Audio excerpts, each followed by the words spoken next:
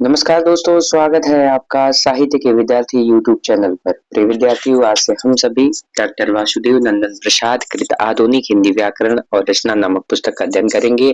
ये हमारी परीक्षा के दृष्टिकोण से अत्यंत महत्वपूर्ण पुस्तक है, जहाँ से सीधे सीधे प्रश्न यूपी टीजीटी और पीजीटी के प्रश्न पत्रों में पूछे गए हैं।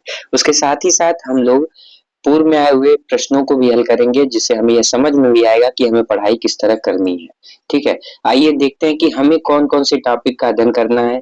तो डॉक्टर वासुदेव नंदन प्रसाद ने ध्वनि नामक पाठ में उन्होंने वर्ण का स्वरूप बताया है, हिंदी के वर्ण स्वर और व्यंजन को बताया, अनुस्वार और अनुनासिक को बताया, पंचमाक्षर और अनुस्वार को बताया है। फिर हम लोग वर्णों का उच्चारण पढ़ेंगे, बलाघात या स्वराघात पढ़ेंगे, संगम, अनुतान, संधि, सामान्य, नियम, और उसके साथ साथ फिर अंत में हम लोग पढ़ेंगे उच्चारण की विशेष अशुद्धियां और उनका निदान। आइए हम लोग अपना आज शुरू करते हैं। पहला टॉपिक ध्वनि से संबंधित जो है कि ध्वनि किसे कहेंगे, ध्वनि चिन्ह किसे कहेंगे। आइए पढ़ते हैं। कह रहे हैं कि ध्वनि शब्दों की आधारशिला है, जिसके बिना शब्द की कल्पना नहीं की जा सकती। अ, आ, ई आदि जब मनुष्य की वाग इंद्रिय द्वारा व्यक्त होते हैं, तब ये ध्वनियां कहलाती हैं। ठीक है, जैसे हम देखते हैं कि किसी भी घर का आधार क्या होता है, उसका नींव। ठीक है, नींव नहीं है तो क्या है, उस घर की कल्पना आप नहीं कर सकते हैं, नींव एकदम होगा ही होगा। ठीक है, तो उसी तरह कह रहे हैं कि ध्वनि है, तो ध्वनि है तो वो शब्दों की आधारशिला है, जिसके बिना शब्द की कल्पना नहीं की जा सकती। अगर आप ये सोच रहे हैं कि बिना नींव के घर बना लेंगे, बिना ध्वनि के हम शब्द बना लेंगे, तो ये आप गलत सोच रहे हैं। ठीक है, अब देखिए कह रहे हैं इनके लिखित रूप को वर्ण कहते हैं। ठीक है, अगर ध्वनियां, देखिए ये भी प्रश्न बन चुका है कि ध्वनियों के लिखित रूप को क्या कहते हैं, वर्ण कहते हैं। वर्ण को ध्वनि चिन्ह भी कहते हैं। एक नई बात हमें पता चली कि हम वर्ण को ध्वनि चिन्ह भी कह सकते हैं। अंग्रेजी के इंच और हिंदी के इंच में ध्वनिगत भेद नहीं है, क्योंकि दोनों भाषाओं में एक ही तरह की ध्वनियां हैं, लेकिन लिखने में दोनों की ध्वनियों के चिन्ह एक दूसरे से भिन्न है। इस प्रकार हम देखते हैं कि इनमें ध्वनि भेद तो नहीं है, पर वर्ण भेद अवश्य है। ध्वनि बोलने और सुनने में आती है, लेकिन वर्ण लिखने, पढ़ने और देखने में आता है। ठीक है, अगर हम ध्वनि ध्वनि क्या है, मौखिक रूप को हम क्या कहते हैं, ध्वनि कहते हैं, लेकिन हम कह रहे हैं कि अगर हम उसको लिख लेते हैं, ठीक है, पढ़ देते हैं, ठीक है, तो क्या है, वो वर्ण है। ठीक, अब देखिए कह रहे हैं लघुत्तम वाग ध्वनि को क्या कहते हैं, वर्ण कहते हैं। ठीक है, देखिए ये भी परिभाषा पूछ ले कि लघुत्तम वाग ध्वनि को कहते हैं, विकल्प एक दे दे तो वर्ण, ध्वनि, ठीक है, शब्द, इनमें से कोई नहीं, तो हमें ध्यान देना होगा क्या, वर्ण कहते हैं। लघुत्तम वाग ध्वनि को क्या कहते हैं, वर्ण कहते हैं। अत्यंत महत्वपूर्ण, इसको ध्यान दीजिएगा कि लघुत्तम वाग ध्वनि को क्या कहते हैं, वर्ण कहते हैं। ठीक है, अब देखिए हम लोग वर्ण के स्वरूप का अध्ययन करेंगे। ठीक है, अब देखिए ये अत्यंत महत्वपूर्ण जो परीक्षा में प्रश्न पूछा जा चुका है, कह रहे हैं कि वर्ण उस मूल ध्वनि को कहते हैं जिसका खंड ना हो। ठीक है, क्या कह रहे हैं कि वर्ण उस मूल ध्वनि को कहते हैं, ठीक है, कि जिसका खंड ना हो। जैसे अ, ई, व, च, क इत्यादि। पानी शब्द की दो ध्वनियां हैं, कौन कौन सा, पा और नी। इनके भी चार खंड हैं, अगर आप देखें तो इनके चार खंड कौन से हैं। जैसे पा में तो क्या है, प, फिर दीर्घ आ, न, फिर दीर्घ ई, मिलके क्या हुआ, हम लोग देखें पानी को जब हम दो भागों में तोड़ते हैं, तो पा को जब दो भागों में तोड़ते हैं, ठीक है, तो हमारे सामने क्या आता है, ठीक है, प व्यंजन आता है, और उसके साथ हमारे साथ क्या आता है, दीर्घ आ आता है। ठीक है, दीर्घ आ आता है। अब देखिए दो ये हो गया, फिर जब हम नी को तोड़ते हैं तो हम देखते हैं कि हमारे सामने व्यंजन न है, और उसके साथ साथ बड़ी ई अर्थात दीर्घ ई है। ठीक है, तो हम देखते हैं क्या, चार ध्वनियों के टुकड़े। लेकिन अगर हम सोचे कि इसके आगे भी हम टुकड़े कर सकते हैं, तो कह रहे हैं इसके बाद इन चार ध्वनियों के टुकड़े नहीं किए जा सकते, इसलिए ये मूल ध्वनियां वर्ण या अक्षर हैं। ठीक है, तो हमें एक बात पता चली कि वे ध्वनियां जिसके टुकड़े नहीं किए जा सकते वही वर्ण है, वही अक्षर है। ठीक है, अगर ये हम लोग कहें तो अतिशयोक्ति ना होगी।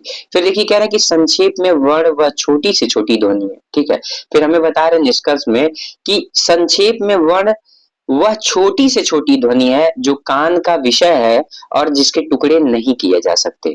ठीक है, ये बहुत महत्वपूर्ण है, किशोरी दास वाजपेयी की परिभाषा है ये। ठीक है, उनके पुस्तक शब्दानुशासन से लिया गया है कि वर्ण वह छोटी से छोटी ध्वनि है जो कान का विषय है और जिसके टुकड़े नहीं किए जा सकते, ठीक है। मतलब वर्ण जो है ना वो छोटी से छोटी ध्वनि है जो क्या है कान का विषय और उसके टुकड़े नहीं किए जा सकते। कभी ये परिभाषा पूछ ले और पूछे किसके अनुसार ये जो है वर्ण की परिभाषा है, तो प्रिय विद्यार्थियों हमें ध्यान देना होगा। यह आचार्य किशोरी दास वाजपेयी ने अपनी पुस्तक शब्दानुशासन में बताया है।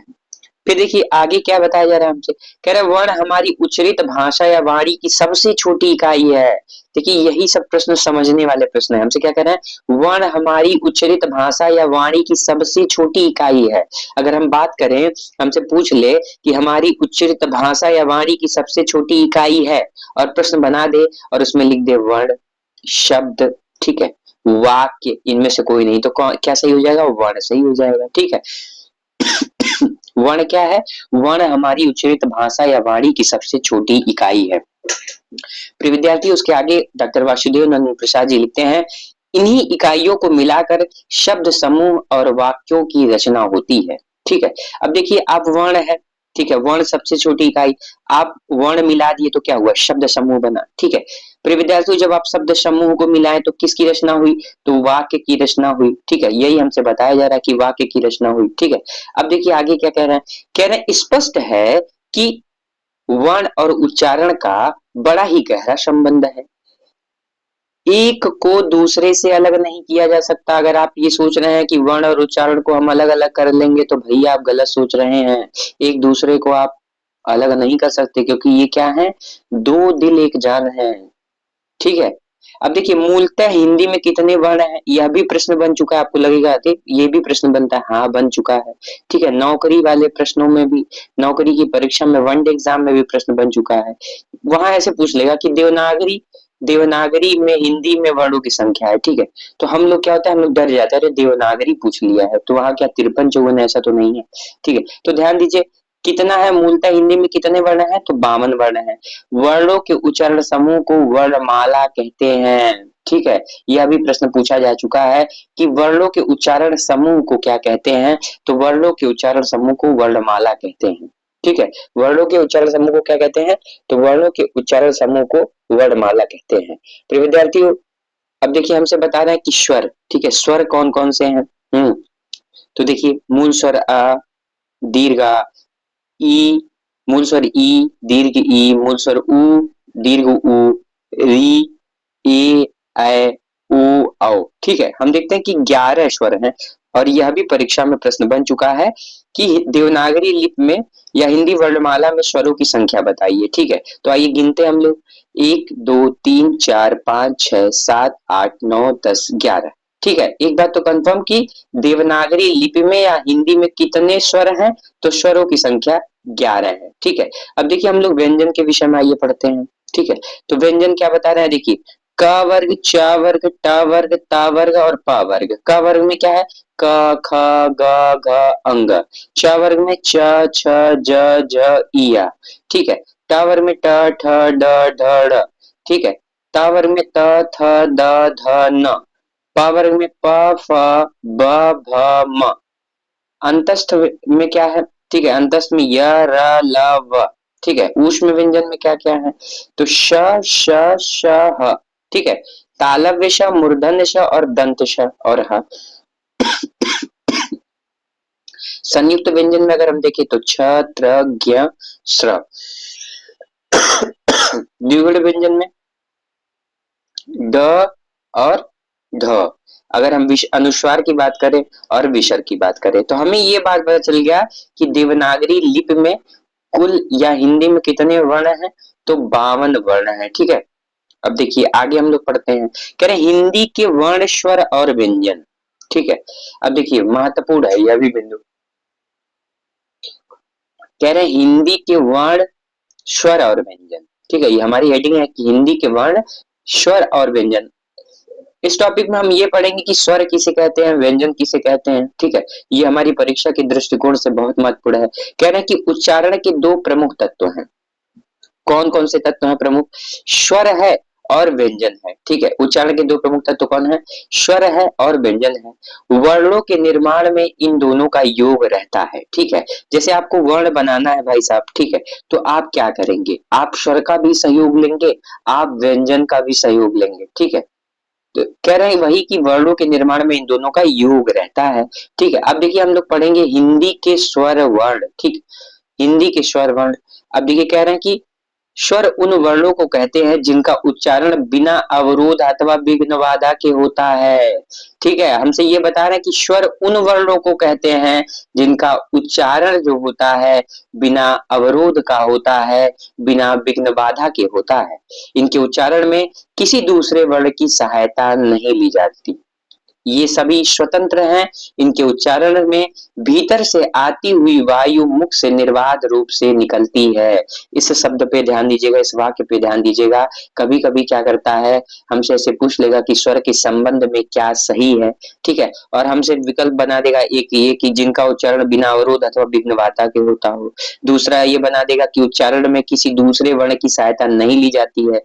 ठीक है, तीसरा ये बना देगा ये सभी स्वतंत्र हैं। चौथा ये बना देगा और यही बदल देगा, कहेगा कि इनके उच्चारण में भीतर से आती हुई वायु मुख से नहीं निकलती है। ठीक है, निर्बाध रूप से नहीं निकलती है, ऐसे बना दे। यहाँ केवल नहीं का सिली मिस्टेक कर दे और आपको तुरंत परीक्षा में प्रश्न गलत करा दे, तो हमें ये एकदम शब्दावली पे ध्यान देना होगा कि हमसे कह क्या रहे हैं और पूछना क्या चाहते हैं। तो प्रिय विद्यार्थियों, हम लोगों ने कई बातें जानी स्वर के बारे में कि स्वर उन वर्णों को कहते हैं जिनका उच्चारण बिना अवरोध अथवा विघ्न बाधा के होता है। इसके साथ हम लोगों ने यह भी जाना कि किसी दूसरे वर्ण की सहायता नहीं ली जाती है। तो जब दूसरे की सहायता नहीं लेंगे तो भाई साहब ये होंगे क्या? स्वतंत्र होंगे। और इसके साथ साथ और क्या होता है, तो हम देखते हैं कि इनके उच्चारण में भीतर से आती हुई वायु मुख से निर्बाध रूप से निकलती है। सामान्यतः इनके उच्चारण में कंठ तालु का प्रयोग होता है।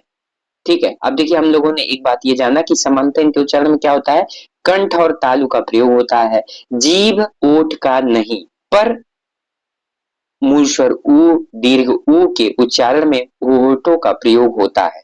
लेकिन ठीक है, अभी देखिए हमसे कह रहे हैं कि कंठ और तालु का प्रयोग होता है, जीभ और ओठ का नहीं। लेकिन फिर हमसे ये बता रहे हैं कि नहीं, मूल स्वर उ और दीर्घ उ में किसका प्रयोग होता है? तो प्रिय विद्यार्थी ओठों का प्रयोग होता है। अब देखिए कह रहे हैं हिंदी में स्वर वर्णों की संख्या कितनी है? 11 है। इसको एकदम याद कर लीजिएगा, बहुत महत्वपूर्ण है, जिनका वर्गीकरण इस प्रकार है। ठीक है, अब देखिए कभी कभी ऐसे हमसे प्रश्न पूछता है कि निम्न में से कौन हर्ष स्वर नहीं है, या निम्न में से कौन दीर्घ स्वर नहीं है, निम्न में से कौन संयुक्त स्वर नहीं है। तो प्रिय विद्यार्थियों, आपको इतना तैयार होना चाहिए कि हर्ष स्वर कौन सा है, दीर्घ स्वर कौन सा है और संयुक्त स्वर कौन सा है। तो हम जब देखते हैं मूल स्वर जो होते हैं वही हर्ष स्वर होते हैं। जैसे अ ई उ री, ये क्या है? हर्ष स्वर है, मूल स्वर है। ठीक है, अब देखिए दीर्घ स्वर में क्या है? आ ई उ।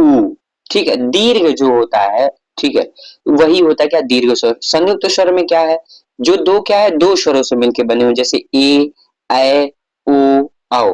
ठीक है, प्रिय विद्यार्थियों, आपको यह समझ में आ रहा होगा कि संयुक्त स्वर कौन सा है।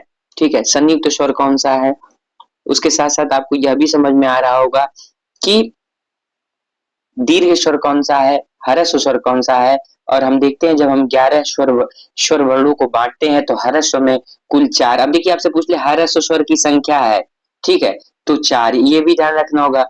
परीक्षक के सभी दृष्टिकोण से आपको सोचना होगा कि कैसे हमसे प्रश्न पूछा जा सकता है। जैसे हमसे पूछ ले कि हिंदी में स्वर वर्णों में दीर्घ स्वरों की संख्या है, ठीक है, और जब हमारा पेपर होता है, हम परीक्षा हाल में बैठे होते हैं, तो हमारे ऊपर इतना तनाव होता है, हम इतना प्रेशर में रहते हैं कि छोटे छोटे प्रश्नों को समझ नहीं पाते और गलती होने के चांस बढ़ जाते हैं। अब जैसे हमसे पूछे संयुक्त स्वरों की संख्या, और ऐसे प्रश्न बने भी हैं, हम लोग देखेंगे आगे कि ऐसे भी प्रश्न बन चुके हैं। ठीक है, तो ये 4 कुल मिला के कितने हो गए? तो भैया 4 4 8 3 11 हो गए। टोटल कितने हो गए? 11 हो गए। ठीक है, आइए अब हम लोग देखते हैं। कह रहे कुछ लोग लरी को मूल स्वरों में गिनते हैं। ठीक है, लेकिन हिंदी में इनका प्रयोग नहीं होता है। डॉक्टर वासुदेव नंदन प्रसाद इस बात को एकदम स्पष्ट बताते हैं कि री को अगर मूल स्वर आप मानते हैं तो एक बात जान लीजिए कि हिंदी में इनका प्रयोग नहीं होता है। री की भी अपनी सीमा रह गई है। संस्कृत में री का प्रयोग होता है, किंतु हिंदी और अन्य भारतीय भाषाओं में इसका व्यवहार नगण्य है। फिर भी एक सीमा के अंदर हिंदी में री का प्रयोग चल रहा है। जैसे आप देखिए, अगर हम ऋग्वेद लिखते हैं, अपने विद्यार्थियों ऋषि लिखते हैं, ऋण लिखते हैं, रीतंबरा लिखते हैं, ठीक है, इत्यादि शब्दों में क्या है, री का प्रयोग चलता है। कह रहे हैं इसमें व्यंजन और स्वर का योग है। हम्म अब देखिए, अत्यंत महत्वपूर्ण यह परिभाषा है। परीक्षा के दृष्टिकोण से कभी भी पूछा जा सकता है और कई प्रतियोगी परीक्षाओं में पूछा भी गया है। क्या, देखिए कह रहे हैं मात्रा और उसके भेद। ठीक है, अभी हम लोग मात्रा की परिभाषा पढ़ेंगे कि डॉक्टर कामता प्रसाद गुरु ने अपनी पुस्तक हिंदी व्याकरण में मात्रा की क्या परिभाषा बताया। तो डॉक्टर कामता प्रसाद गुरु ने लिखा है कि व्यंजनों के अनेक प्रकार के उच्चारणों को स्पष्ट करने के लिए जब उनके साथ स्वर का योग होता है। ठीक है, प्रिय विद्यार्थियों, जैसे मान लीजिए हम क है, इसका उच्चारण स्पष्ट करना चाहते हैं और उसके साथ स्वर का प्रयोग करते हैं। ठीक है, उसके साथ स्वर का योग करते हैं, जैसे देखिए ये, ठीक, तब स्वर का वास्तविक रूप जिस रूप में बदलता है, प्रिय विद्यार्थियों, क्या हम जब इन दोनों का योग करते हैं तो क्या ये ऐसे लिखते हैं या फिर ऐसे लिखते हैं। ठीक है, तो हम देखते हैं कि इस रूप में लिखते हैं, स्वरूप में परिवर्तन होता है, वास्तविक रूप जिस रूप में बदलता है उसे मात्रा कहते हैं। ठीक है, देखिए ये वास्तविक रूप किस रूप में बदला। ठीक है, वास्तविक रूप किस रूप में बदला, तो प्रिय विद्यार्थियों हम लोगों ने देखा वास्तविक रूप इस रूप में बदला। ठीक है, बड़ी की मात्रा इस तरह लगी, ना कि उनके बगल में लिखा गया। तो कह रहे हैं डॉक्टर कामता प्रसाद गुरु जी, पंडित कामता प्रसाद गुरु जी कहते हैं कि यही मात्रा है। मात्राएं तीन हैं, हर्ष, दीर्घ और प्लुत। ठीक है, एक बात स्पष्ट हो गई। परिभाषा को हम लोग पुनः देखेंगे। कह रहे हैं व्यंजनों के अनेक प्रकार के उच्चारण को स्पष्ट करने के लिए जब उनके साथ स्वर का योग होता है तो तब स्वर का वास्तविक रूप जिस रूप में बदलता है उसे मात्रा कहते हैं। मात्राएं तीन हैं, हर्ष, दीर्घ और प्लुत।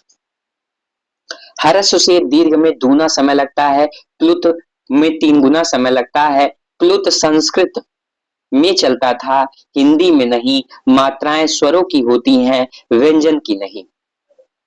मात्राएं किसकी होती हैं, स्वरों की होती हैं, व्यंजन की नहीं, क्योंकि व्यंजन तो स्वरों के सहारे ही बोले जाते हैं। प्रिय विद्यार्थियों, यह सारे प्रश्न हमारी समझ पर आधारित है, क्योंकि कभी भी हमसे कथन एक दो करके ऐसे प्रश्न पूछ सकता है। ठीक है, कि मात्राएं स्वर तथा व्यंजन दोनों की होती हैं। ठीक है, वहीं हम गलत करके आएंगे। इसलिए हम लोगों को शब्दावलियों पर एकदम ठीक ढंग से, एकदम अपनी गंभीरता के साथ आधुनिक हिंदी व्याकरण और रचना को पढ़ना होगा, तभी तभी हम परीक्षा में ऐसे प्रश्नों को सही कर पाएंगे। देखिए हमसे कह रहे हैं मात्राएं स्वरों की होती हैं। ठीक है, स्वरों की ही होती हैं, व्यंजन की नहीं, क्योंकि व्यंजन तो स्वरों के सहारे बोले जाते हैं। ठीक है, अब देखिए कह रहे हैं जब स्वर व्यंजन में लगते हैं तब उनके 10 प्रकार के रूप होते हैं। ठीक है, जब कह रहे हैं कि जब स्वर व्यंजन में लगते हैं तो उनके 10 प्रकार के रूप होते हैं। जैसे मान लीजिए, ठीक है, अच्छा उसके उनके कितने रूप होते हैं, 10 प्रकार के। मान लीजिए क है, ठीक है, अब आ की मात्रा लगा तो का हो गया। ठीक है, छोटी ई की मात्रा लगा तो इस तरह हो गया, बड़ी की मात्रा लगे तो इस तरह हो गया। ठीक है, ऊ की मात्रा लगा इस तरह हो गया। ठीक है, बड़ी ऊ की मात्रा लगा इस तरह हो गया। ठीक है, अब देखिए री की मात्रा लगा तो इस तरह हो गया। तो हम लोगों ने देखा कि अगर मान लीजिए क है और हम जब मात्राओं को लगाते हैं तो 10 प्रकार के रूप हमारे सामने आते हैं। ठीक है, यह भी कभी प्रश्न बन सकता है। कह रहे हैं स्वरों के व्यंजन में मिलने के इन रूपों को भी मात्रा कहते हैं। ठीक है, स्वरों के व्यंजन में मिलने के इन रूपों को भी क्या कहते हैं, मात्रा कहते हैं, क्योंकि मात्राएं तो स्वरों की होती हैं। छंद शास्त्र में ह्रस्व मात्रा को लघु और दीर्घ मात्रा को गुरु कहते हैं। प्रिय विद्यार्थियों, जब हम लोग छंदों में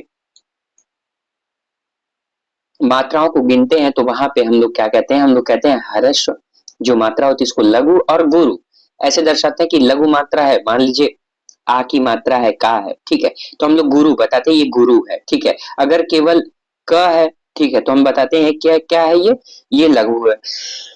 क्षमा चाहेंगे। तो एक बात हम लोगों ने स्पष्ट किया कि छंद शास्त्र में ये बातें थोड़ी सी अलग हो जाती है और हम ह्रस्व मात्रा को लघु कहते हैं और दीर्घ मात्रा को गुरु कहते हैं। ठीक है, अब देखिए हम लोग पढ़ेंगे ह्रस्व स्वर क्या होते हैं, दीर्घ स्वर क्या होते हैं और प्लुत स्वर क्या होते हैं। हम लोगों ने देखा प्रिय विद्यार्थियों कि मात्राएं कितनी होती है? 3 होती हैं, ठीक है। मात्राएं कितनी होती है? 3 होती हैं, हर्ष और दीर्घ और प्लुत। अब हम लोग हर्ष और दीर्घ और प्लुत को क्रमशः पढ़ेंगे, जो हमारी परीक्षा के दृष्टिकोण से बहुत महत्वपूर्ण है। हमसे कह रहे हैं हर्ष और स्वर, वे स्वर मूल या हर्ष या एक मात्रिक कहलाते हैं जिनकी उत्पत्ति दूसरे स्वरों से नहीं होती है। जैसे, ठीक है, मूल स्वर अ, मूल स्वर ई, मूल स्वर उ और री, ठीक है। इनकी संख्या कुल कितनी है? 4 है, ठीक है। अब देखिए हमसे कह दे या तो मूल स्वर पूछ ले, या हर्ष स्वर पूछ ले, या फिर ऐसे पूछ ले कि एक मात्रिक, जैसे पूछे हमसे कहते हैं कि निम्न में से कौन एक मात्रिक है, ठीक है, और 4 विकल्प दे दे। तो इस तरीके से हमें सोच के चलना होगा कि हर्ष स्वर क्या होते हैं? वे स्वर मूल या हर्ष स्वर एक मात्रिक कहलाते हैं जिनकी उत्पत्ति दूसरे स्वरों से नहीं होती, जैसे अ, ई, उ और री। दीर्घ स्वर क्या होता है प्रिय विद्यार्थियों? तो दीर्घ स्वर होता है किसी मूल या हर्ष स्वर को उसी स्वर के साथ मिलने से जो स्वर बनता है, ठीक है। जैसे मान लीजिए वह दीर्घ स्वर कहलाता है।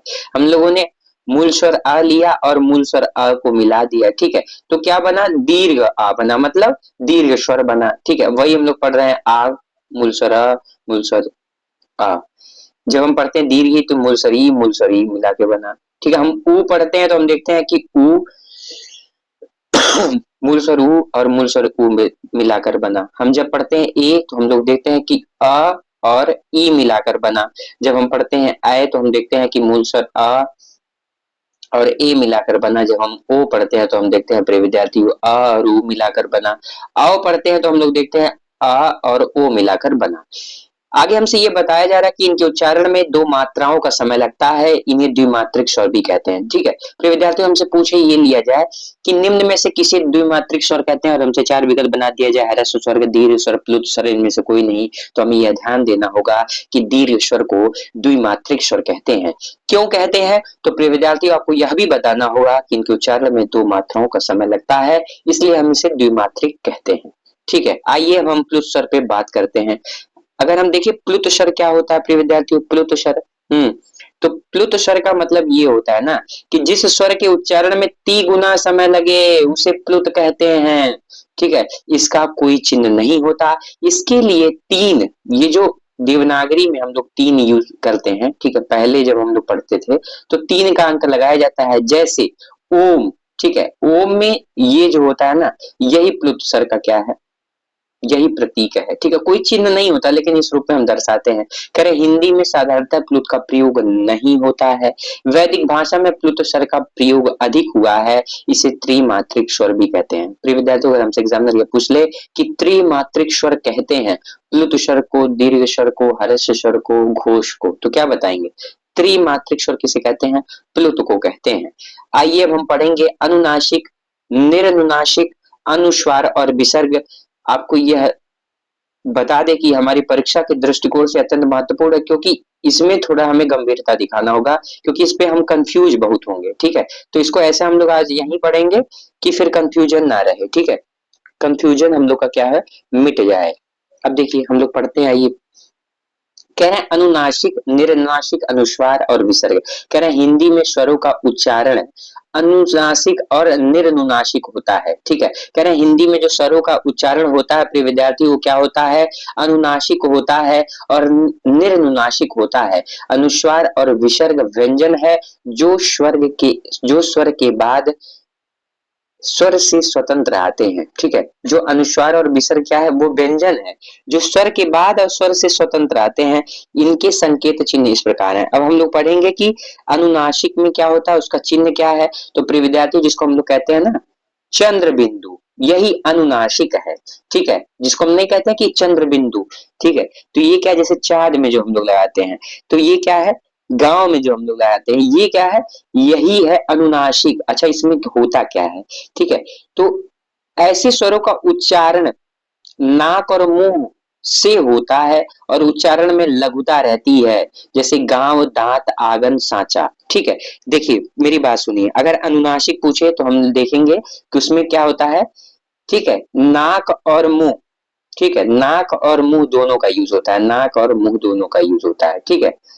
ठीक है, नाक और मुंह दोनों का यूज होता है, तो क्या है? अनु, ठीक है, अनुनासिक होता है, ठीक है।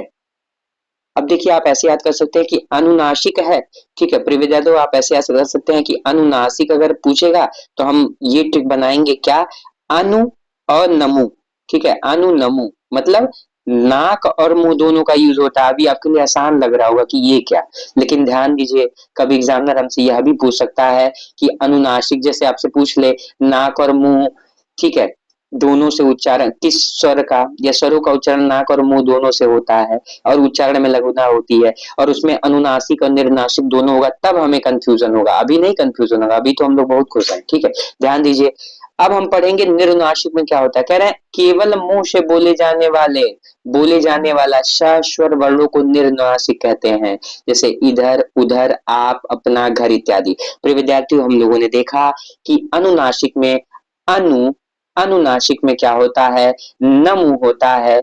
नमु का क्या अर्थ है, नमु का अर्थ है कि नाक और मुंह दोनों में, ठीक है। एक हमारा क्लियर हुआ कि अनुनासिक में नाक और मुंह दोनों होता है, निर्नासिक में क्या होता है, तो निर्नासिक में केवल हम क्या करते हैं, माँ का यूज करते हैं अर्थात मुंह का यूज करते हैं, ठीक है। निर्नासिक में मुंह का यूज करते हैं, अनुनासिक में क्या करते हैं, नाक और मुंह दोनों का यूज करते हैं। इसको याद कर लीजिएगा, बहुत महत्वपूर्ण है, किसी भी रूप में आप याद कर लीजिए, लेकिन याद कर लीजिए कि अनुनासिक में नाक और मुंह दोनों का प्रयोग करते हैं, जबकि निर्नासिक में मुंह का यूज करते हैं, ठीक है। अब देखिए अनुस्वार को पढ़ते हैं, कह रहे यह स्वर के बाद आने वाला व्यंजन है। ध्यान दीजिएगा अनुस्वार स्वर है नहीं है, बल्कि क्या है, यह स्वर के बाद यूज होता है, जिसकी ध्वनि नाक से निकलती है, जैसे अंगूर, देखिए स्वर है ना उसके बाद यूज हो रहा है, अंगद, ठीक है, कंकड़, ठीक है। ध्यान दीजिए हमें यह ध्यान देना है कि अनुस्वार स्वर के बाद यूज होता है, ठीक है, उसके बाद आने वाला व्यंजन है, इसकी ध्वनि कहाँ से निकलती है, तो अनुस्वार की ध्वनि नाक से निकलती है। प्रिय विद्यार्थियों आइए रिवीजन करते हैं, अनुनासिक में नाक और मुंह दोनों का प्रयोग, निर्नासिक में केवल मुंह का प्रयोग। अब हम पढ़ते हैं विसर्ग, ठीक है, विसर्ग को पढ़ते हैं, कह रहे हैं अनुस्वार की तरह विसर्ग भी स्वर के बाद आती। एक बात तो स्पष्ट है कि अनुस्वार हो विसर्ग हो यह दोनों स्वर के बाद आता है, यह व्यंजन है और इसका उच्चारण ह की तरह होता है, ठीक है। जैसे हम लोग नहीं पढ़ते हैं प्रातः, तो ह के रूप में उच्चारण करते हैं, ठीक है। कह रहे हैं संस्कृत में इसका काफी व्यवहार है, ठीक है। विसर्ग का प्रयोग कहाँ होता है, सबसे ज्यादा संस्कृत में होता है, ठीक। हिंदी में अब इसका अभाव होता जा रहा है, किंतु तत्सम शब्दों के प्रयोग में इसका आज भी प्रयोग होता है, जैसे मनः कामना, पयः पान, अतः, स्वतः, दुख इत्यादि, ठीक है। यहाँ पे क्या है विसर्ग। आइए इन सब चार बातों का हम लोग फिर से रिवीजन करते हैं कि अनुस्वार क्या होगा, अनुस्वार अनुनासिक क्या होगा, ठीक है, निर्नुनासिक क्या होगा, विसर्ग क्या होगा। तो अनुनासिक क्या हम लोगों ने याद किया था, अनुनासिक नमो मतलब नाक और मुंह दोनों का यूज, निर्नासिक में केवल मुंह का प्रयोग, ठीक है। अनुस्वार में क्या है, नाक से निकलती है यह ध्वनि, ठीक है, अनुस्वार में क्या होता है, नाक से निकलती है। और हम लोगों ने देखा कि विसर्ग जो है यह भी अनुस्वार की तरह स्वर के बाद आता है, यह व्यंजन और इसका उच्चारण ह की तरह होता है। संस्कृत में इसका काफी व्यवहार है, हिंदी में अब इसका अभाव होता जा रहा है, किंतु तत्सम शब्दों के प्रयोग में आज भी इसका प्रयोग होता है। और इसका उच्चारण हम देखते हैं कि विसर्ग जो उच्चारण होता है कंठ से होता है, ठीक है, कंठ से होता है। अब देखिए हमसे टिप्पणी में बता रहे हैं कि शब्दानुशासन से परिभाषा ले रहे हैं कि अयुग्वाह किसे कहते हैं, और ये परीक्षा के दृष्टिकोण से बहुत महत्वपूर्ण है। कह रहे हैं कि अनुस्वार और विसर्ग, ठीक है, अनुस्वार और विसर्ग ना तो स्वर है ना व्यंजन, किंतु ये स्वरों के सहारे चलते हैं, स्वर और व्यंजन दोनों में इनका प्रयोग होता है, जैसे अंगद रंग, ठीक है। अनुस्वार का आप देखिए अंगद में देख रहे हैं तो स्वर में प्रयोग हो रहा है, जैसे हम लोगों ने देखा ना अंगद और कंकड़ में, कंकड़ व्यंजन में प्रयोग हो रहा था, ठीक है। रंग में आप देखिए व्यंजन में प्रयोग हो रहा है। इस संबंध में आचार्य किशोरी दास वाजपेयी का कथन है कि क्या ये परीक्षा में पूछा जा चुका है कि ये स्वर नहीं है और व्यंजनों की तरह यह ये स्वरों के पूर्व नहीं पश्चात आते हैं, इसलिए व्यंजन नहीं है, ठीक है। किशोरीदास वाजपेयी ये स्पष्ट करते हैं कि ये तो ना स्वर है ना व्यंजन है, बल्कि क्या है उसके बीच की कड़ी है, ठीक है, उसके बीच की कड़ी है। आप देखिए ये स्वर नहीं है और व्यंजनों की तरह ये स्वर के पूर्व नहीं पश्चात आते हैं, ठीक है, इसलिए व्यंजन नहीं है। अब देखिए इसलिए इन दोनों ध्वनियों को अयुग्वाह कहते हैं, ठीक है। अब देखिए आगे परिभाषा हमसे बता रहा है परिष्कृत हिंदी व्याकरण से अयुग्वाह का अर्थ डॉक्टर बद्रीनाथ कपूर क्या बताते हैं, वह लिखते हैं बद्रीनाथ कपूर कि अयुग्वाह का अर्थ है योग ना होने पर भी जो साथ रहे। ठीक है, फिर विद्यार्थियों हमसे क्या बता रहे हैं अयोगवाह की परिभाषा कि अयोगवाह का अर्थ है योग ना रहने पर भी जो क्या हो साथ रहे। ठीक है, अत्यंत महत्वपूर्ण ये लाइन हमारी परीक्षा के दृष्टिकोण से बहुत महत्वपूर्ण था। अब हम लोग आते हैं क्या, हम लोग देखेंगे कि स्पर्श व्यंजन कौन से हैं। ठीक है, उनका उच्चारण कहाँ से है, अल्प प्राण जहां से प्रश्न हमेशा प्रयोग आते हैं कि कौन सा हकार नहीं है, किसमें हकार रहता है। ठीक है, घोष व्यंजन हम लोग पढ़ेंगे कि किसमें क्या है स्वर तंत्रियां झंकृत होती हैं, किसमें झंकृति नहीं होती है, किसमें केवल नाद का प्रयोग होता है। ठीक है, किसमें केवल सांस का प्रयोग होता है, जो हमारे परीक्षा के दृष्टिकोण से अत्यंत महत्वपूर्ण है। तो ये जो हम लोग पढ़ रहे हैं ना ये हमारे लिए बहुत महत्वपूर्ण है। यहाँ हम लोग थोड़ा धैर्य के साथ पढ़ेंगे और उसके बाद प्रश्न को सॉल्व करेंगे। फिर कल के वीडियो लेक्चर में इसके आगे की बात होगी और ये श्रृंखला तब तक चलेगी जब तक डॉक्टर वासुदेव नंदन प्रसाद कृत आधुनिक हिंदी व्याकरण और रचना को हम लोग अच्छे तरीके से पढ़ नहीं लेते हैं और सभी प्रश्नों को सॉल्व नहीं कर लेते हैं। ठीक है, अब देखिए कह रहे हैं हिंदी के व्यंजन वर्ण। ठीक है, कह रहे हैं व्यंजन वर्ण वे हैं जिनका उच्चारण स्वरों की सहायता से होता है। प्रिय विद्यार्थियों हम लोगों ने देखा है कि हम लोगों को बचपन से ये बताया जाता है कि स्वर क्या होते हैं, तो हम लोगों तुरंत बताते हैं अरे स्वर, स्वर का मतलब ये होता है उन वर्णों को कहते हैं जिनका उच्चारण बिना अवरोध बिना विघ्न बाधा के होता है, जो बिना सहारे के बोले जाते हैं, जो स्वतंत्र होते हैं। ठीक है, तो उसी के विपरीत व्यंजन की परिभाषा ये है कि जिनका उच्चारण स्वरों की सहायता से होता है। ठीक है, प्रत्येक व्यंजन के उच्चारण में आ की ध्वनि छिपी होती है। ठीक है, जैसे आप क ले लीजिए। ठीक है, जब हम इसको तोड़ते हैं तो क्या होगा क धन, इसमें देखिए आपका स्वर छिपा हुआ है। अ के बिना व्यंजन का उच्चारण संभव नहीं, जैसे क। ठीक है, आप देखिए फिर ख को देखिए तोड़ के किस तरह बता रहे हैं कि व्यंजन ख और स्वर अ बन के हम लोग का ख होगा। अब देखिए व्यंजन वह ध्वनि है जिसके उच्चारण में भीतर से आती हुई वायु मुख से कहीं ना कहीं किसी न किसी रूप में बाधित होती है। प्रिय विद्यार्थियों हम लोगों ने जब स्वर की परिभाषा पढ़ी, ठीक है, तो वहां हम लोगों ने देखा कि इनके उच्चारण में भीतर से आती हुई वायु मुख से निर्बाध रूप से निकलती है। लेकिन जब हमसे परिभाषा में यह कहे कि जिसके उच्चारण में भीतर से आती हुई वायु मुख से कहीं ना कहीं किसी न किसी रूप में बाधित होती है तो उसे क्या कहते हैं, तो उसे व्यंजन कहते हैं। ठीक है, स्वर वर्ण स्वतंत्र और व्यंजन वर्ण स्वर पर आश्रित हैं। हिंदी में व्यंजन वर्णों की संख्या कितनी है 33 है। यह भी परीक्षा के दृष्टिकोण से बहुत महत्वपूर्ण है, कई बार परीक्षाओं में प्रश्न बना कि हिंदी में या देवनागरी में व्यंजन वर्णों की संख्या कितनी है, तो प्रिय विद्यार्थियों देवनागरी लिपि में व्यंजन वर्णों की संख्या 33 है। इनकी निम्नलिखित श्रेणियां हैं। ठीक है, अब देखिए व्यंजनों की क्या है श्रेणियां हैं। एक तो हमें स्पर्श व्यंजन बताया गया, फिर हमें बताया जाएगा कि देखिए ये अंतस्थ व्यंजन है। ठीक है, फिर हम देखते हैं क्या ऊष्म व्यंजन है। अब देखिए कह रहे हैं स्पर्श व्यंजन क्या होते हैं। ठीक है, स्पर्श व्यंजन तो कह रहे हैं ये कंठ ताल मूर्धा दंत और ओष्ठ स्थानों के स्पर्श से बोले जाते हैं, इसी से इन्हें क्या कहते हैं, इसी से प्रिय विद्यार्थी इन्हें क्या कहते हैं, इन्हें व्यंजन कहते हैं। देखिए किससे किससे बोले जाते हैं।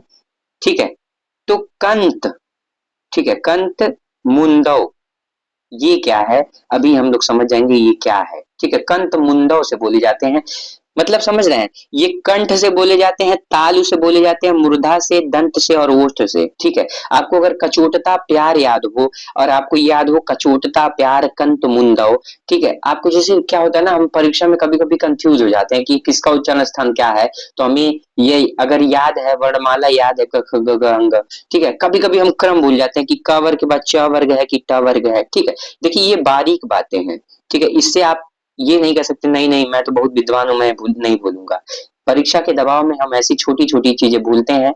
अगर ऐसी छोटी छोटी चीजें भूल रहे हैं उनको सही करना है तो पहले से हम युद्ध भूमि के लिए तैयार होके जाएं कि कचोटता प्यार कंत मुंदो। ठीक है, कचोटता प्यार क्या है, तो क से क वर्ग हो गया कचोटता। ठीक है, आप कहीं लिख लीजिए जैसे ऐसे आप लिख लीजिए कचोटता प्यार। ठीक है, आपसे अभी स्पर्श व्यंजन की पूरी संख्या वो निकल जाए क से क वर्ग, च से च वर्ग, टा वर्ग ता वर्ग।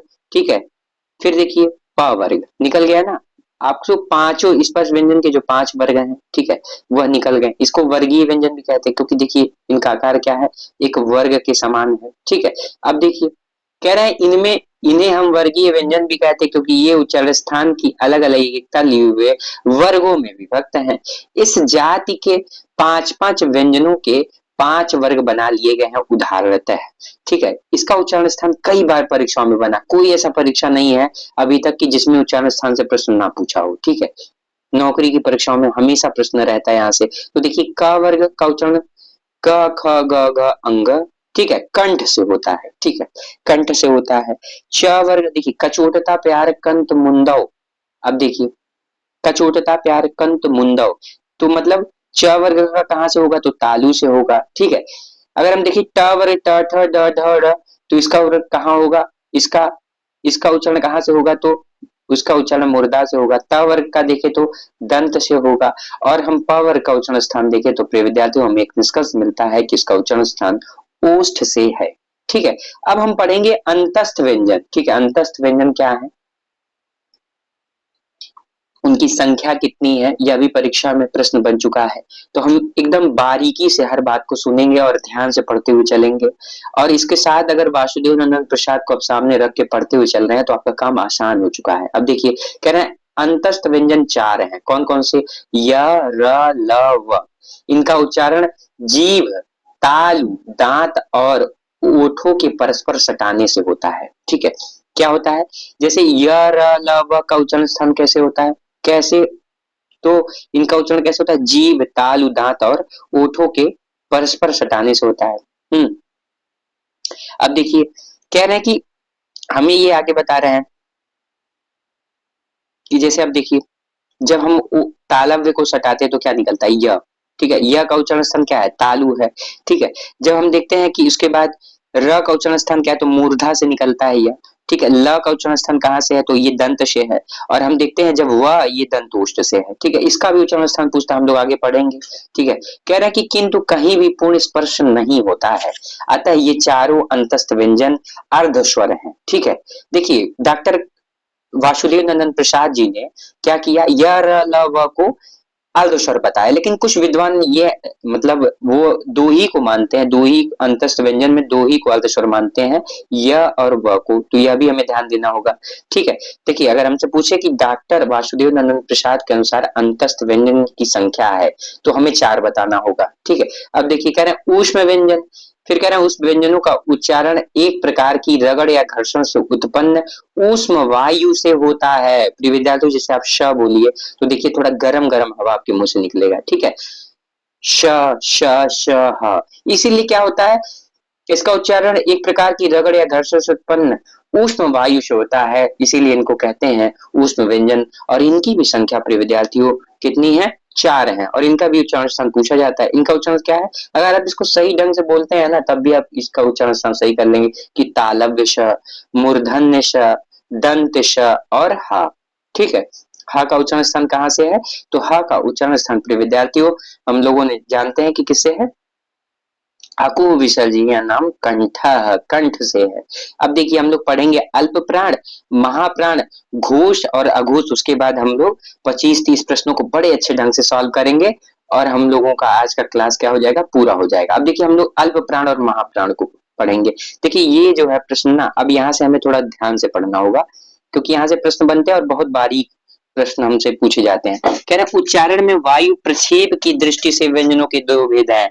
जैसे आपसे पूछे ऐसे इतनी लाइन पूछ ले, ठीक, आप कंफ्यूज ये क्या पूछ रहे हैं। अगर आपसे पूछे कि उच्चारण में वायु प्रक्षेप की दृष्टि से व्यंजनों के कितने भेद हैं, तो आपका दिमाग शून्य, आपको समझ नहीं आ रही ये क्या पूछ रहे हैं। लेकिन हमें ध्यान देना होगा कि उच्चारण में वायु प्रक्षेप की दृष्टि से व्यंजनों के कितने भेद हैं, तो 2 भेद हैं, कौन कौन से, अल्प प्राण और महाप्राण।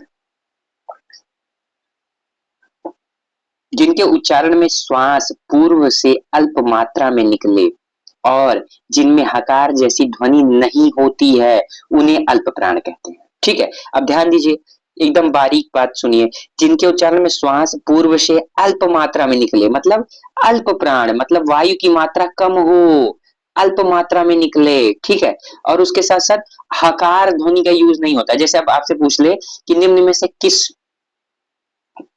किस व्यंजन में, ठीक है, हकार ध्वनियों का प्रयोग नहीं होता है? अल्प प्राण व्यंजन में महाप्राण, अघोष, सघोष। तो आपको क्या बताना होगा? अल्प प्राण में, ठीक है, अल्प प्राण में हकार नहीं। अब देखिए महाप्राण में तो कह रहे हैं कि प्रत्येक वर्ग का पहला तीसरा पांचवा अल्प प्राण है, ठीक है। अब देखिए पहला तीसरा पांचवा बता रहे हैं, प्रत्येक व्यंजन का पहला तीसरा पांचवा, पहला तीसरा पांचवा, पहला तीसरा पांचवा, ठीक है। अब देखिए अगर इनकी संख्याओं को हम निकालें तो हम देखते हैं कि अभी इनको जोड़े तो देखिए 19 आ जाएंगे सर। देखिए क्या कह रहे हैं, 1 2 3 4 5 6 7 8 9 10 11 12 13 14 15, 15 4 19, मतलब अल्प प्राण की संख्या हमसे पूछ ले तो 19 है, ठीक है। अब देखिए जी हमको ये जानना है ना पूरा पूरा कि श्वास अल्प मात्रा में निकल रही है तो मतलब अल्प प्राण, और इसमें हकार जैसी ध्वनि का यूज नहीं होता है, ठीक है। अंतस्थ व्यंजन में देखिए अल्प प्राण है, लेकिन जब हम ऊष्म व्यंजन को पढ़ते हैं तो देखते हैं कि वायु की मात्रा अधिक निकलती है, इसलिए हम लोग इसे महाप्राण की श्रेणी में रखते हैं। आइए अब हम बात करते हैं महाप्राण की। कह रहे हैं कि महाप्राण व्यंजनों के उच्चारण में हकार जैसी ध्वनियां विशेष रूप से रहती हैं, ठीक है। अगर पुस्तक है सामने तो यही लिख लीजिए, इसमें हकार नहीं, कि आप सीधे मतलब रिवीजन, फास्ट रिवीजन आपका हो जाए, हकार नहीं, हकार, ठीक है। हकार युक्त लिख लीजिए या हकार होता है ऐसे लिख लीजिए, ठीक है। हकार किसमें प्रयोग होता है? तो हकार जैसी ध्वनियां महाप्राण व्यंजनों में प्रयुक्त होती हैं, ठीक है। अब देखिए महाप्राण व्यंजनों के उच्चारण में हकार जैसी ध्वनि विशेष रूप से रहती है और श्वास अधिक मात्रा में निकलती है। प्रत्येक वर्ग का दूसरा चौथा वर्ण तथा समस्त ऊष्म व्यंजन महाप्राण है, ठीक है। दूसरा चौथा, दूसरा चौथा, दूसरा चौथा, दूसरा चौथा, दूसरा चौथा, और उसके साथ साथ क्या, ऊष्म व्यंजन क्या है? महाप्राण है। संक्षेप में अल्प प्राण वर्णों की अपेक्षा महाप्राणों में प्राणवायु का उपयोग अधिक श्रम पूर्वक करना पड़ता है, ठीक है। क्या होता है? अल्प प्राण वर्णों की अपेक्षा क्या होता है? महाप्राण में प्राण वायु का जो प्रयोग होता है वो अधिक श्रम पूर्वक करना पड़ता है। प्रिय विद्यार्थियों, अब हम जानेंगे कि अल्प प्राण कहाँ होगा, किस किस में, जैसे पूछ लेता है निम्न में से कौन अल्प प्राण है, ठीक है। तो वो क्लियर कर लेते हैं हम लोग सूत्र बना के, ठीक है। अल्प प्राण का मतलब क्या होगा? तो प्रिय विद्यार्थियों एक सूत्र हम लोग लिखेंगे अपनी कॉपी पे, ठीक है। यही बगल में ही लिखेंगे, इसके नीचे क्या लिखेंगे कि अल्प प्राण बराबर, ठीक है, अल्प प्राण बराबर क्या, 1 3 5 अंतस्थ, मतलब 135 अंतस्थ। ये हम लोग का एक सूत्र हो गया, ठीक है। फिर प्रिय विद्यार्थियों हम लोग महाप्राण की हेडिंग देंगे और वहां लिखेंगे क्या कि 24 ऊष्म, ठीक है, 24 ऊष्म। अब ये क्या है? तो अब हम लोग इतना तो पढ़ लिए, डॉक्टर वासुदेव नंदन प्रसाद को हम लोगों ने अक्षरशः पढ़ा कि स्पर्श व्यंजन का पहला तीसरा पांचवा वर्ण और अंतस्थ व्यंजन ये क्या होते हैं? तो ये अल्प प्राण होते हैं। फिर हम लोगों ने प्रिय विद्यार्थियों पढ़ा कि स्पर्श व्यंजन का दूसरा चौथा और ऊष्म व्यंजन क्या होते हैं? महाप्राण होते हैं, ठीक है। हम लोग का एक सूत्र बन गया कि 135 अंतस्थ बराबर अल्प प्राण, ठीक है। आपसे कोई पूछे सूत्र बताओ अल्प प्राण का, तो आप बताइएगा कि अल्प प्राण इक्वल टू 135 अंतस्थ। आपसे कोई पूछे कि भाई थोड़ा महाप्राण का सूत्र बता दो, फार्मूला बता दो, तो आप उससे बताइएगा कि 24 ऊष्म, ठीक है। और उसको ये बता दीजिएगा कि आपको पता है, ठीक है, आप गंभीर विद्यार्थी हैं। अब देखिए फिर क्या कह रहे हैं, घोष और अघोष व्यंजन क्या होता है, ठीक है। घोष और अघोष व्यंजन क्या होता है, ठीक है। नाद की दृष्टि से जिन व्यंजन वर्णों के उच्चारण में स्वर तंत्रियां झंकृत होती हैं वे घोष, ध्यान दीजिएगा। अब यही बारीक शब्द हैं कि झंकृत हो तो घोष, ठीक है, और जिनमें ऐसी झंकृति नहीं होती है वे क्या होते हैं? घोष, ठीक है। प्रिय विद्यार्थियों एक प्रश्न हमसे ये बन सकता है, देखिए झंकृति हो रही है तो घोष, झंकृति नहीं तो वो अघोष।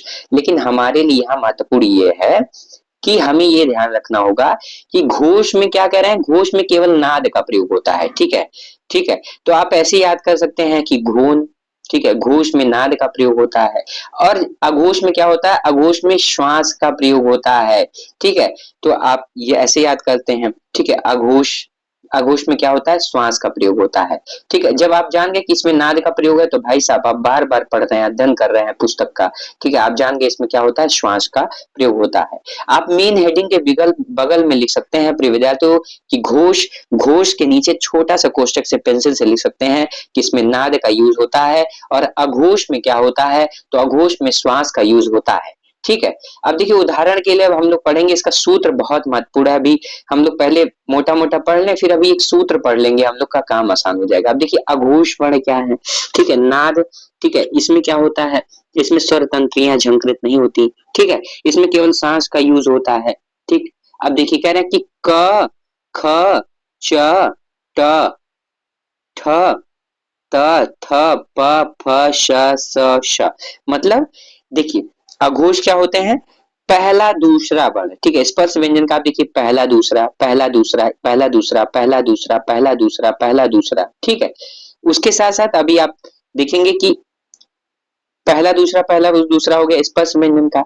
अब देखिए उसके बाद क्या होता है, ऊष्म व्यंजन का पूरा ऊष्म व्यंजन नहीं होगा, श, श, श, मतलब तीनों श जो होते हैं, मतलब 12 श, श, श, ये किसका सूत्र है, अघोष वर्ण का सूत्र है। ठीक है, और बाकी जो बचा वो किसका सूत्र हो गया, वो सघोष का हो गया। आइए हम सघोष को, घोष को पढ़ते हैं, इसी को कहते हैं सघोष। तो प्रत्येक वर्ग का तीसरा, चौथा, पांचवा, मतलब 345। ठीक है, सभी स्वर। ठीक है, सभी स्वर, और उसके साथ साथ अंतस्थ व्यंजन। ठीक है, अंतस्थ व्यंजन और हाँ ये क्या होते हैं, तो ये सभी प्रिय विद्यार्थियों यह क्या होते हैं, यह घोष होता है। ठीक है, अब जैसे आपका सूत्र सीधे बना दीजिए, 345 स्वर अंतस्थ है। ठीक है, आपका सूत्र है 345 स्वर अंतस्थ है, 345 स्वर अंतस्थ है, ये किसका सूत्र है, तो घोष वर्ण इक्वल टू 345 स्वर अंतस्थ है। अल्प प्राण की परिभाषा बोले तो आप बताएंगे अल्प प्राण इक्वल टू 135 अंतस्थ। ठीक है, महाप्राण की परिभाषा पूछे तो आप बताएंगे 24 ऊष्म। ठीक है, सघोष की परिभाषा पूछे तो आप बताएंगे 345 स्वर अंतस्थ है। आपसे अघोष की परिभाषा पूछे तो आप बताएंगे 12 और तीनों श। ठीक है, इस तरह अभ्यास करेंगे तो ये सारी चीजें हमें याद हो जाएंगी। अब प्रिय विद्यार्थियों हम लोग 25 से 30 प्रश्नों को हल करेंगे। ठीक है, जो पूर्व में आ चुके हैं, और इसके बाद कल फिर हम लोग उसके आगे को, उसके आगे के टॉपिक को पढ़ेंगे जो डॉक्टर वासुदेव नंदन प्रसाद ने बताया है, और फिर प्रश्नों को हल करेंगे। मतलब हम लोग पढ़ेंगे भी और प्रश्नों को भी हल करेंगे, मतलब एक अच्छी पढ़ाई हम लोग करेंगे। अब देखिए कह रहे हैं निम्नलिखित में से कौन सा वर्ण स्त्रीलिंग नहीं है।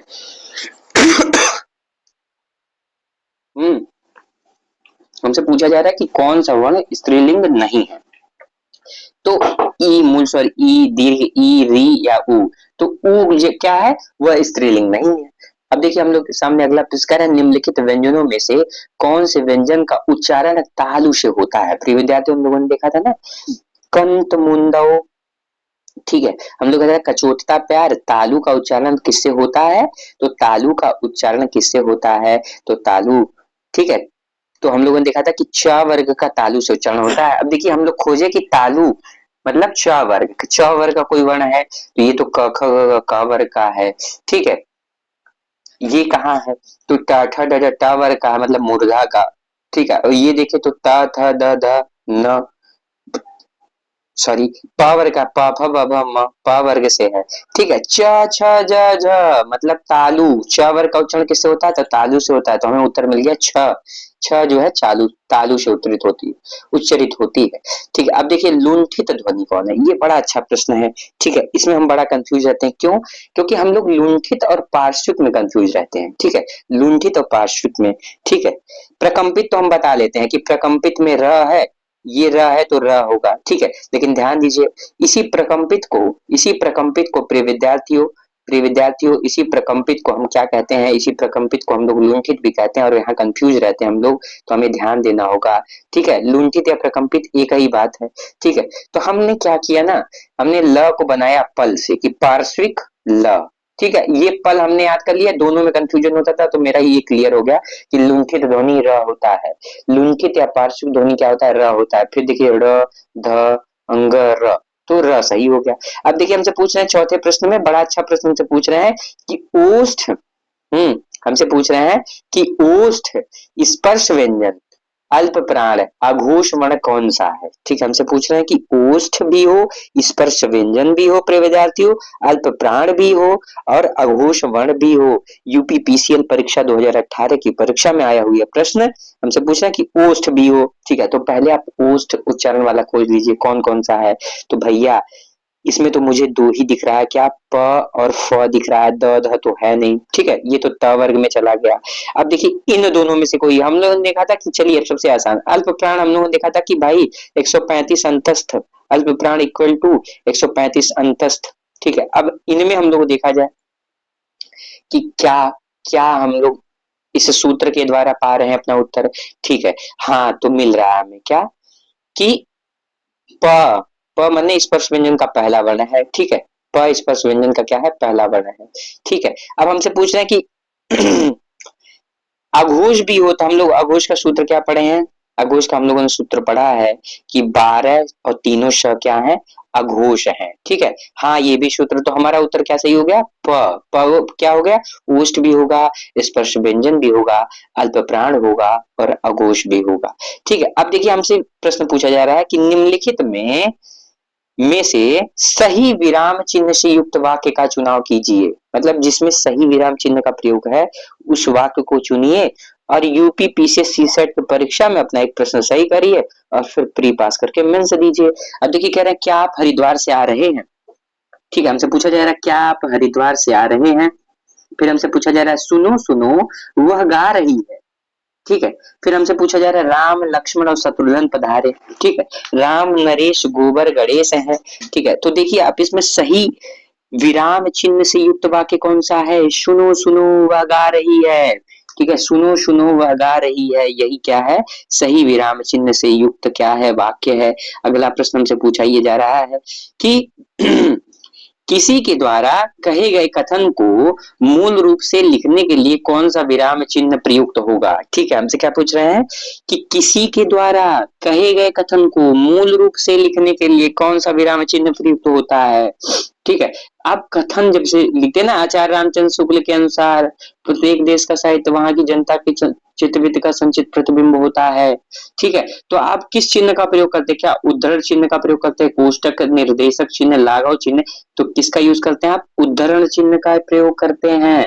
ठीक है, उद्धरण चिन्ह का प्रयोग करते हैं। अब देखिए हमसे ये पूछ रहा है ना कि उच्चारण की दृष्टि से वह है।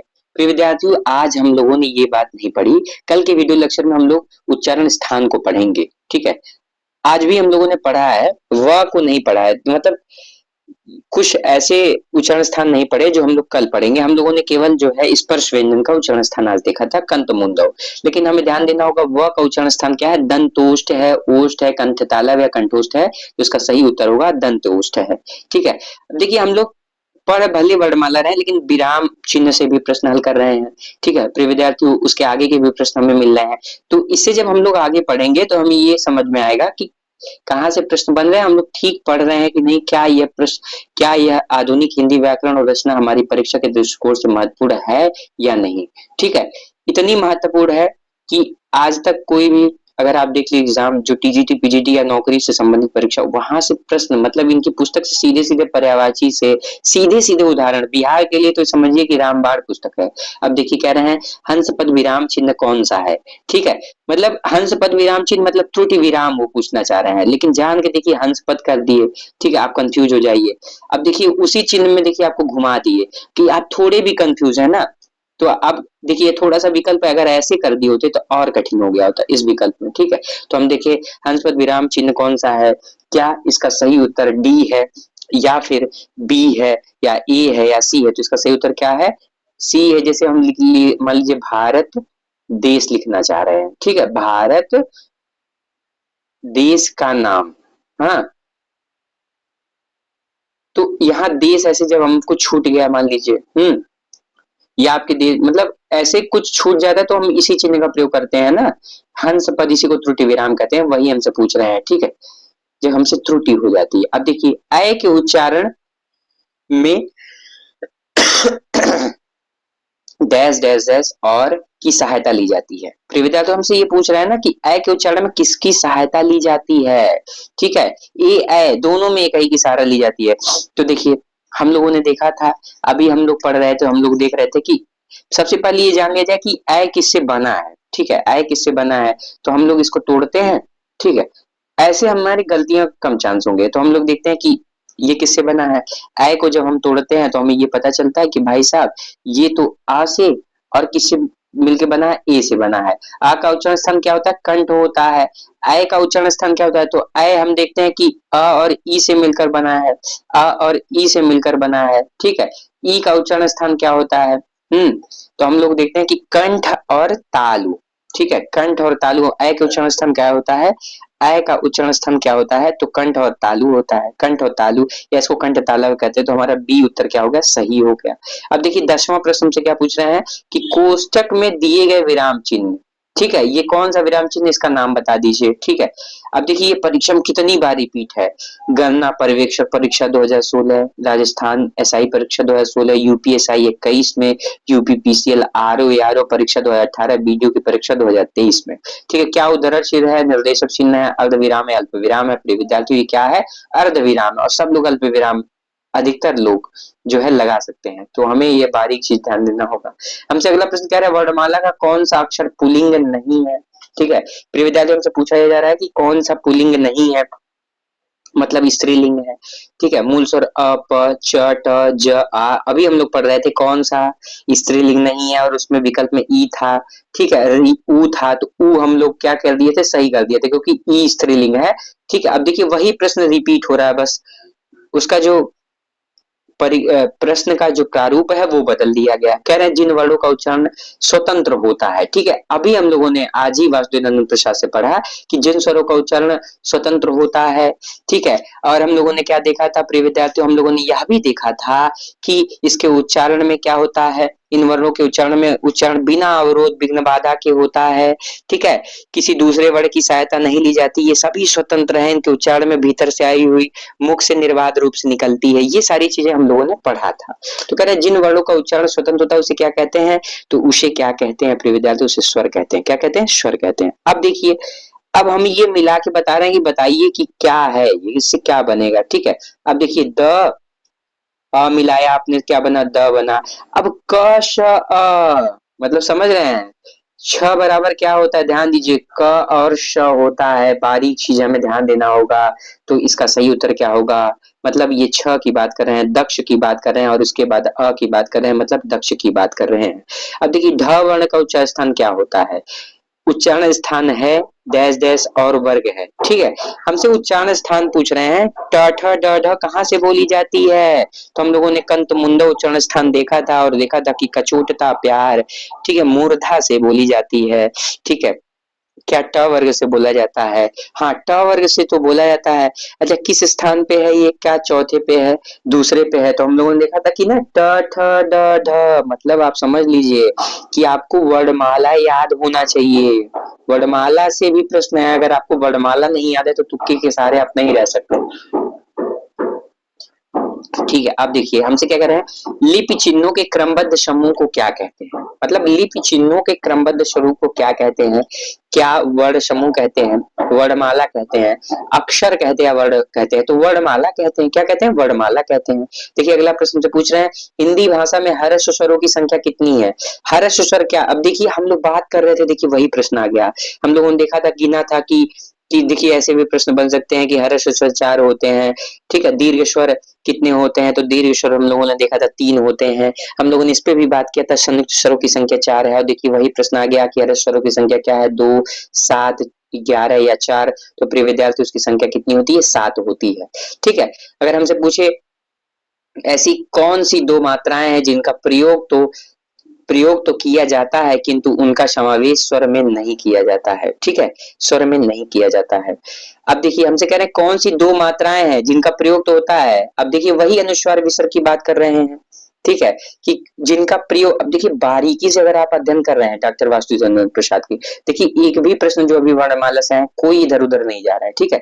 ऐसी कौन सी दो मात्राएं हैं जिनका प्रयोग तो किया जाता है किंतु उनका समावेश स्वर में नहीं किया जाता, ठीक है। अ री उ अंग आ आ, तो ये विसर्ग और अनुस्वार को हम लोगों ने पढ़ा था, ठीक है। अब देखिए इसका सही उत्तर क्या होगा? अंग आ। ठीक है, इसमें क्या होता है, ये दो मात्राएं ऐसी है जिनका प्रयोग तो किया जाता है किंतु उनका समावेश स्वर में नहीं किया जाता है। हमारे सामने अगला प्रश्न प्रिय विद्यार्थियों हमसे पूछा ये जा रहा है कि उच्चारण की दृष्टि से संबल ध्वनि का कौन सा वर्गीकरण है? अब देखिए ये भी वासुदेव नंदन से प्रश्न है, हम लोग आगे पढ़ेंगे संबल ध्वनि किसे कहते हैं। ठीक है, अब हमसे पूछना कि उच्चारण की दृष्टि से संबल ध्वनि का कौन सा वर्गीकरण है? संयुक्त ध्वनि, ठीक है, द्वित्व ध्वनि या युग्मक ध्वनि या संपृक्त ध्वनि। तो संपृक्त ध्वनि को क्या कहते हैं? संपृक्त ध्वनि को संबल ध्वनि कहते हैं। प्रिय विद्यार्थियों इन सभी बातों को हम बड़े अच्छे ढंग से अभी आगे पढ़ने वाले हैं। ठीक है, अभी हम लोग को ध्यान रख लिया जाए कि उच्चारण की दृष्टि से संबल ध्वनि का कौन सा वर्गीकरण है? संयुक्त ध्वनि, द्वित्व ध्वनि, युग्मक ध्वनि, संपृक्त ध्वनि। संपृक्त ध्वनि। ठीक है, अब देखिए अगला प्रश्न हमसे कह रहे हैं किस स्वर के उच्चारण में दीर्घ स्वर में अधिक समय लगता है? ठीक है, किस स्वर के उच्चारण में दीर्घ स्वर से भी अधिक समय लगता है? मतलब दो मात्रा का समय किसमें लगता है, ये हमसे पूछ रहे हैं। मतलब त्रिमात्रिक स्वर। ठीक है, तो कह रहे हैं ह्रस्व, प्लुत, अनुस्वार, अनुनासिक। तो प्रिय विद्यार्थियों इसका सही उत्तर क्या होगा? प्लुत में हम लोगों ने देखा था त्रिमात्रिक स्वर लगता है। ठीक है, अब देखिए वही पूछ लिया हमसे, वर्णमाला में स्पर्श व्यंजनों की संख्या कितनी है? यूपीएसआई 2000 परीक्षा 21 में, देखिए आप सोचिए यूपीएसआई की परीक्षा में ये पूछा गया स्पर्श व्यंजनों की संख्या कितनी है। और पता है आपको इसमें गलतियां हो सकती हैं क्योंकि आप जल्दबाजी में पढ़ लिए व्यंजनों की संख्या कितनी है। ठीक है, अब आप कंफ्यूज हैं, अच्छा 33 नहीं दिया, लाओ मैं 35 मार देता हूँ, 30 मार देता हूँ। ठीक है, तो ध्यान दीजिए हमसे स्पर्श व्यंजन बोल रहे हैं, स्पर्श व्यंजनों की संख्या कितनी है? तो प्रिय विद्यार्थियों स्पर्श व्यंजनों की संख्या कितनी है? तो स्पर्श व्यंजनों की संख्या कितनी है? तो स्पर्श व्यंजनों की संख्या 25